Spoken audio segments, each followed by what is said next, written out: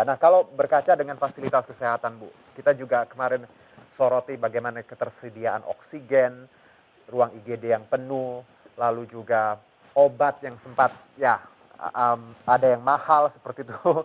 Nah, bagaimana daya dukung Komisi 9 terkait hal-hal baik itu rumah sakit COVID, fasilitas kesehatan dan juga obat. Apa yang menjadi concern untuk saat ini, Bu?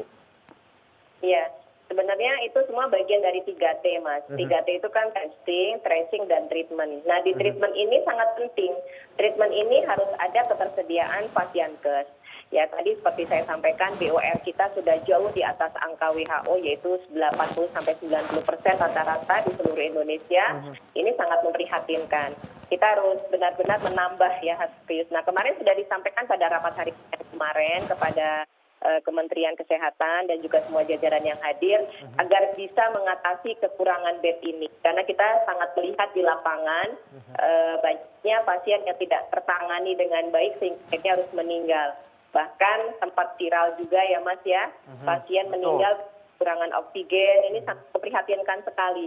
Beberapa waktu yang lalu saat dia kolaps kita mengirimkan kan oksigen ke sana. Tapi ketika negara kita sendiri dalam keadaan situasi darurat, kita nggak mampu menghandle ini situasi.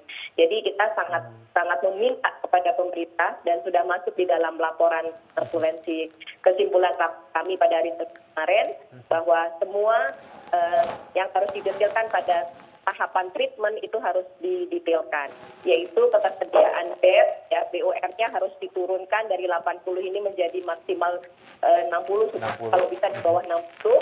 Kemudian juga harus ya dengan penambahan berbagai cara lah, apakah menambah gedung atau menambah dan lain-lain. Tapi memang tidak mudah juga karena terkendala dengan SDM. Ya. Yang kedua setelah tempat tidur ataupun bed itu adalah tenaga kesehatan atau tenaga medis.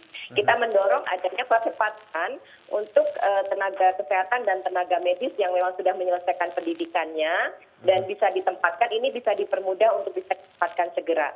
Yang berikutnya adalah pengadaan obat dan alkes. Alkes ini juga sudah mulai banyak kekurangan.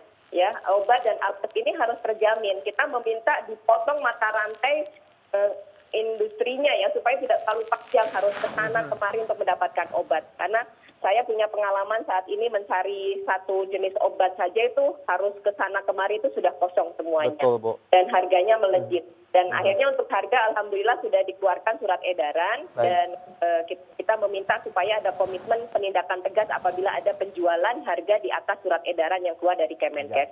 Nah, selain dari tenaga kesehatan, alat kesehatan, dan obat, ya tadi alat kesehatan termasuk di dalamnya adalah kebutuhan oksigen dan tabung oksigen. Ini kebutuhannya di Jawa Bali 2,262 ton per hari loh Mas.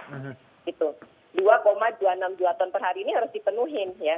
Dan ini kita sudah dorong supaya benar-benar difokuskan, dikirim langsung ke rumah sakit yang membutuhkan. Jadi tidak lagi ke industri, tapi langsung ke rumah sakit karena saat ini situasinya sedang darurat. Dan selain itu kita juga mendorong pemerintah agar segera membayar piutang-piutang yang ada untuk rumah sakit. Karena rumah sakit ini sudah dalam keadaan sangat berat untuk operasional cost-nya. Sehingga piutang-piutang yang harus dibayar segera dibayarkan. Begitu juga tenaga kesehatan yang di garis terdepan harap segera untuk bisa dibayar.